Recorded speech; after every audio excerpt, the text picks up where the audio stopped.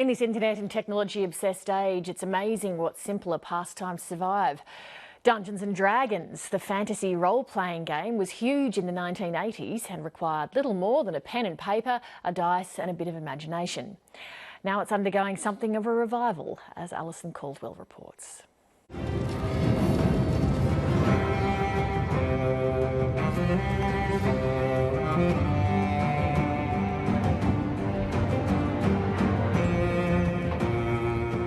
In living rooms around Australia, a game of strategy and boundless imagination is keeping its fans up late into the night.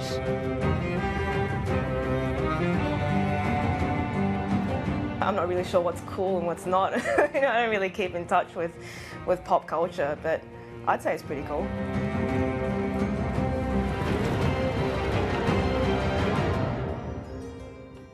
Long before Game of Thrones, Dungeons and Dragons lured players with the promise of legend and great adventure.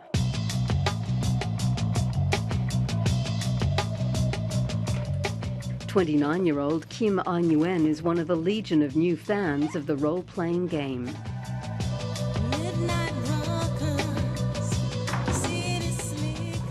I was always like, ugh, nerds, ew, sounds terrible. But a couple of years ago, my partner roped me into it. He's like, oh, come on, Kim, you'd love it. It's a lot of fun. You talk shit and roll dice.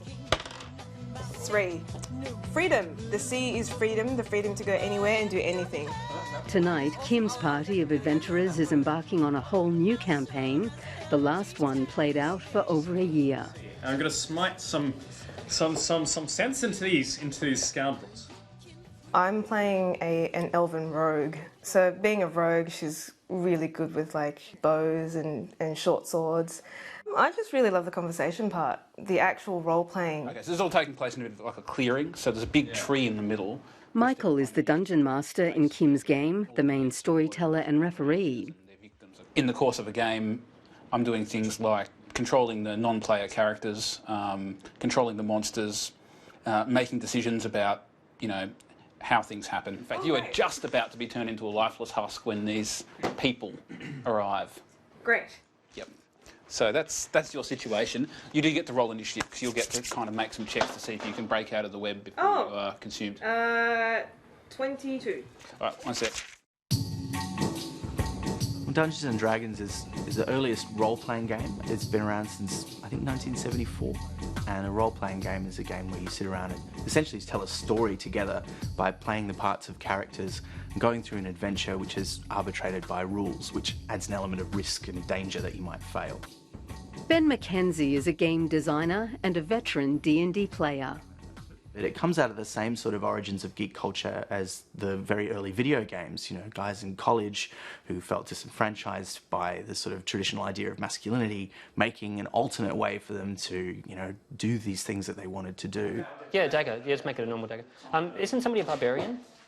Gus. Oh. Dungeon Master Andy Hazel's group has been playing together for 7 years.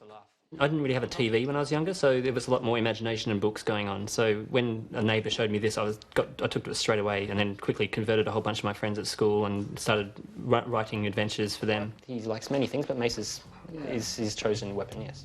Invented in the US in 1974, the board game's appeal waned in the late 80s with the advent of video games.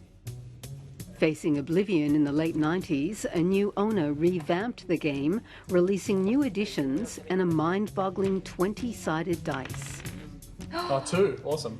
So this is all from 1978, and it's all made by the original guy, Gary Gygax, who he wrote all these books and came up with them. He's like the god of some to many people. Andy and his group are purists. They prefer an earlier vintage. I can often write huge adventures and people will just turn the other direction and walk into the hills, and I'll have to improvise stuff. So this is still much more about human contact and meeting up and having brown fizzy drinks and pizza and that sort of stuff. And this is the most embarrassing day of my life. Oh, yes! Fairfax columnist Clem Bastow has embraced Dungeons and Dragons. My character today is called Zalgar, and he's a half-orc magic user from the realm of Pomage, and he's 6'5", and he's about 37.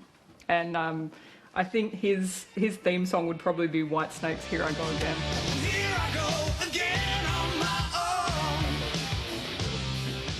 kind of just been wandering around and somehow ended up in this cavern with all these people.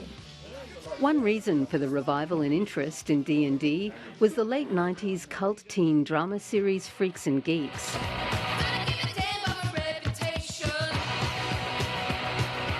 Incorporated into its final episode, Freak Daniel, played by James Franco, is ordered to hang out with geeks and play D&D as punishment. To his surprise, Daniel enjoys it. All right. That's how Clem Bastow came to Dungeons & Dragons. D&D in Freaks and Geeks is such a big part of those narratives. So when I found these books at the op shop, I just put the word out to people I thought might be interested, and it turned out everybody in the email chain was interested. Once the domain of men only, today around 10% of D&D players are women. Sometimes women just assume there's not something there for them, but I mean, we usually have a fairly even gender split. And what's really interesting too is, you know, people don't always play their own gender. So right now we've got one woman in the campaign, but 3 women at the table. I'm a feminist, so I'm all about embracing, you know, everything. It's becoming a fairly new thing for women to get involved in D&D. For once I start drinking, it's hard for me to stop. Well, there we have it.